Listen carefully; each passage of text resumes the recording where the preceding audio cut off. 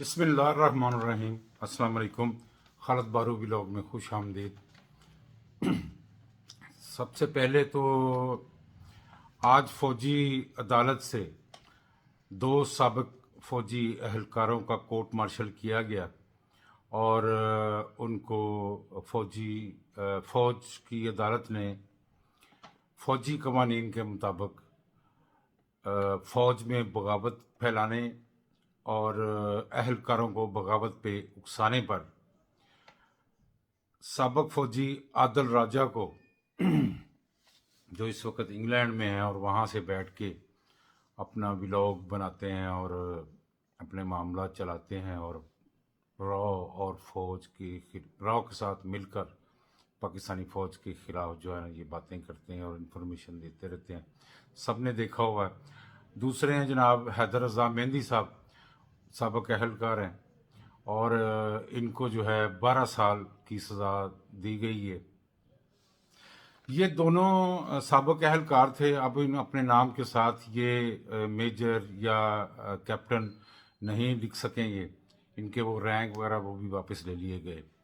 میں اس بندے کو سوشل میڈیا میں، دونوں کو بلکہ اور بھی ہیں لوگ کافی، ان کو میں نے بہت دیکھا سوشل میڈیا پہ باتیں کرتے ہوئے، تو میں حیران ہوتا تھا کہ یہ لوگ کس طرح اس حد تک جا کے باتیں کر رہے ہیں کہ جو پاکستان کے دشمن ہیں ان کو تو کچھ کرنے کی ضرورت ہی نہیں ہے، اور یہ اس کے اوپر بڑا فخر محسوس کرتے تھے، اور بدتمیزی اور گالیاں، اور ہمارے جو جرنیل ہیں اور جو اعلیٰ عہدوں پر ہیں ان کو، اور میں حیران ہوتا تھا کہ یہ کس کی خدمت کر رہے ہیں یہ لوگ۔ تو وہ اب چیزیں سامنے آ گئیں۔ الٹیمیٹلی یہ پیسے کے لیے سب کچھ تھا، ان کو راؤ بھی فنڈنگ کر رہا تھا، دوسری ایجنسیاں بھی کر رہی تھی فنڈنگ، اور یہ دھڑا دھڑ بنا کے ویڈیو جو ہے نا، یہ اندر کی خبریں ادھر کی خبریں، اور میں کہتا ہوں اتنی غلاظت ان دونوں نے پہنچائی ہے، اتنی غلاظت پھینکی ہے اداروں کے اوپر کہ جس کی حد کوئی نہیں۔ تو بڑا بہترین معاملہ ہوا۔ جب میں اس کو دیکھتا تھا تو میں، یقین کریں، میں حیران ہوتا تھا کہ یہ تو اس طرح لگتا ہے جیسے یہ کوئی ٹریپ کیا جا رہا ہے، کہ جو بندے اس کے ساتھ جو ہے نا لائک اور کمنٹ اور پتہ نہیں کیا کیا، لیکن الحمدللہ اللہ تعالیٰ نے مجھے ہمیشہ آگاہی دی، سمجھ عطا فرمائی۔ میں نے آج تک اس بندے کی کسی پوسٹ کو نہ اتنا غور سے دیکھا، نہ سنا، نہ کبھی لائک کیا، نہ کبھی کمنٹ کیے۔ مجھے شروع سے اس سے نفرت تھی، اور برکیف وہ چیز سامنے آ گئی۔ آج ان دونوں کا جو ہے نا علاج ہو گیا، باقیوں کا بھی ہو جائے گا۔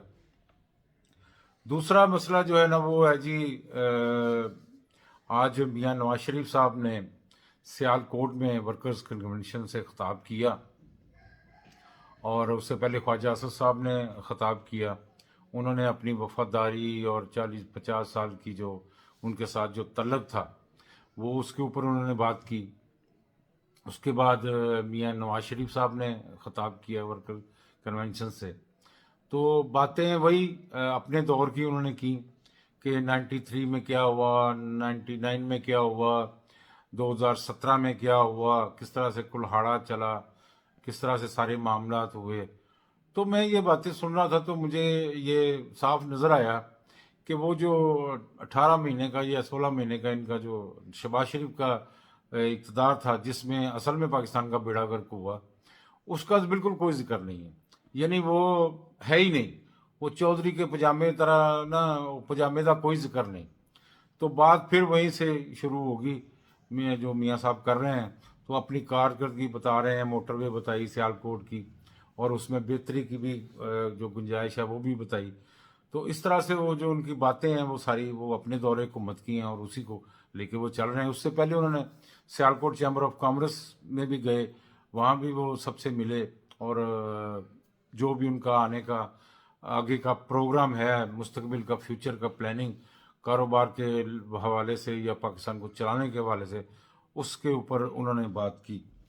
آج کا جو سب سے ہاٹ موضوع ہے وہ ہے زرداری اور بلاول میں پھڈا۔ حامد میر سے انٹرویو دیتے ہوئے زرداری صاحب نے کچھ باتیں کی، اور میں جتنا میں سمجھتا ہوں، حامد میر بہت بڑی شخصیت ہے۔ حامد میر ٹھیک ہے پاکستان میں ہے، یا پاکستانی میڈیا میں ایک چینل پہ ایک اینکر کے طور پہ بیٹھتا ہے کیپٹل ٹاک میں، لیکن حامد میر کی ایک تو ہسٹری بڑی شاندار ہے، دوسرا یہ کہ اس کے لنکس جو ہے نا وہ بہت ہائی ہیں، آپ کی سوچ سے بھی زیادہ ہائی ہوں گے. آپ اس بات سے اندازہ لگا لیں کہ جب 11 سپتمبر امریکہ کی افغانستان کے ساتھ 11 ستمبر کے بعد جو وار افغانستان کی ہوئی، اس میں سب سے پہلے جس میڈیا کو بھیجا گیا وہ سی این این تھا، اور سی این این نے پاکستان میں آ کے جس آدمی سے سب سے پہلے انٹرویو کیا وہ حامد میر تھا. وہ اس لیے کہ حامد میر واحد آدمی تھا جس نے اسامہ بن لادن کا انٹرویو افغانستان میں جا کے، جہاں وہ پہاڑوں میں رہتا تھا، وہاں کیا تھا. تو اس سے آپ اندازہ کر لیں کہ اس شخص کی کیا حیثیت اور کیا اہمیت ہے. اور اس کے سارے ہی سیاستدانوں کے ساتھ بڑے اچھے تعلقات ہیں، اور ایک اس کی کمنٹمنٹ ہے ان سب کے ساتھ کہ جب بھی آپ نے کوئی انٹرویو دینا ہے، کوئی پالیسی بیان دینا ہے، تو آپ نے میرے انٹرویو میں دینا ہے. تو جناب زرداری صاحب نے حامد میر صاحب کے ساتھ ایک انٹرویو کیا. وہ جب میں نے دیکھا تو میں سمجھ گیا کہ یہ زرداری صاحب کی کال پہ یہ انٹرویو ہو رہا ہے، اور اس میں انٹرویو میں ضرور کچھ خاص باتیں ہوں گی. تو میں نے غور سے سنا، تو بہت ہی عجیب طریقے سے وہ انٹرویو تھا. جس طریقے سے پبلک میں بلاول بھٹو کو ڈی گریڈ زرداری صاحب نے کیا، یہ تو کوئی سوچ بھی نہیں سکتا تھا کہ اس طرح کا معاملہ بھی ہوگا. جیسے کہ انہوں نے کہا کہ ٹکٹیں میں نے دینی ہیں، بلاول کو بھی میں نے دینی ہے. تو یہ بتانے کی ضرورت نہیں تھی، سب کو پتا تھا، لیکن بتایا گیا پبلک کے اندر. دوسری بات، حامد میر نے پوچھا کہ ایک ہی پارٹی میں، وہ سوال کرنے لگا تھا کہ جی ایک ہی پارٹی میں زرداری صاحب نے، یعنی زرداری صاحب سے یہ بات پوچھی بھی نہیں، لیکن زرداری صاحب نے یہ بات ٹوک کے یہ بات کہی، ایک نہیں دو پارٹیاں، ایک ٹرپل پی ہے اور ایک 4P ہے. جی ٹرپل پی جو ہے اس کا چیئرمین جو ہے وہ بلاول ہے، اور جو 4P ہے پارلیمنٹیرین، اس کا جو صدر ہوں یا چیئرمین وہ میں ہوں. تو دو پارٹیاں ہیں، خود بخود یہ دو پارٹیاں اناؤنسمنٹ کر رہے ہیں. اس کے بعد بار بار اس کی ہر بات کو انہوں نے یہ کہہ کے ڈیگریڈ کر دیا کہ وہ تو ابھی زیر تربیت ہے، اس کو تو ابھی سمجھ ہی نہیں ہے، اس کو تو پتہ ہی نہیں ہے. یعنی وہ جتنی بھی باتیں بلاول بھٹو نے کی آج تک جلسوں میں، جلوسوں میں، اور اپنا ایک امیج بہتر کیا، اس کا بیڑا گرک کر دیا. زردار صاحب نے یہ کہا کہ ان پہ عقل ہی نہیں ہے گی. تو بات اصل میں شروع ہوئی، بلاول بھٹو نے یہ بات کی تھی کہ اب بزرگوں کو چاہیے کہ گھروں میں آرام کریں، اللہ اللہ کریں، اور پاکستان کی بہتری کے لیے دعا کریں، اور ہم نوجوانوں کو کام کرنے دیں، ہم کو ڈیسیژن لینے دیں. کام تو آگے ہم لوگوں نے کرنا ہے، تو پھر فیصلے بھی ہم لوگ کریں گے. تو یہ اندر پیپلز پارٹی کے اندر یہ بہت سارا یہ سلسلہ چل رہا تھا، تو جو زرداری صاحب کو غالباً پسند نہیں تھا. اور جس طرح بلاول چاہ رہا تھا پارٹی کو چلانا یا پالیسیاں، وہ اس حد تک کلیش مطلب بڑھ گیا کہ وہ آخرکار بات پبلک کے اندر آ گئی کہ بلاول بھٹو کے کسی اقدام کا میں ذمہ دار نہیں ہوں، میرے اپنے معاملے اور میں ہی ہیڈ ہوں، اور میں ول بھی میرے پاس ہے بے نظیر بھٹو کی. یہ اتنی ساری باتیں ہو گئیں. تو اس سے اندازہ لگائے کہ گھر کے اندر باتیں کس حد تک بڑھ چکی ہیں، اور ان کا کیا امپیکٹ جو ہے نا آنے والے دنوں میں ہوگا. بلاول صاحب دبئی چلے گئے ہیں، وہ ایسے ہی ہے جیسے ایک بچہ ناراض ہو کے گھر سے نکل جاتا ہے. تو وہ دبئی گئے ہیں، زرداری صاحب بھی پیچھے گئے ہیں ان کو منانے کے لیے. زرداری صاحب سے نہیں مانے وہ.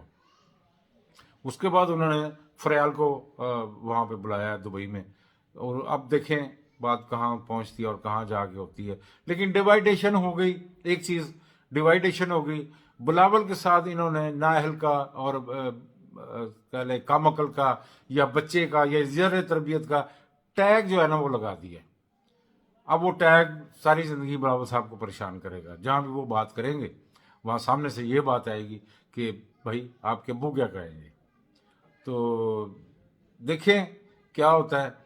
زرداری صاحب جو ہیں وہ اپنی پوری پولیٹکس لے کے چلنا چاہتے ہیں، مولانا فضل الرحمان کے ساتھ، میاں صاحب کے ساتھ جس طرح سے چلتی ہے. لیکن مجھے لگتا ہے ایسے کہ جو بلاول کی سوچ ہے وہ نون لیگ کا مقابلہ PTI کے ساتھ مل کر کرنا چاہتے ہیں، اور یہی وہ بنیادی اختلاف ہے جس کی وجہ سے یہ معاملہ اس حد تک گیا. کیونکہ وہ چاہتا ہے کہ PTI کے ساتھ اتحاد کر کے نون لیگ کو کارنر کیا جائے، جس طرح نون لیگ دوسری پارٹیوں کے ساتھ اتحاد کر کے پیپلز پارٹی کو کارنر کر رہی ہے. یہ ہے وہ اصل پوائنٹ. تو لیٹس سی کیا ہوتا ہے، کیا معاملات ہوتے ہیں.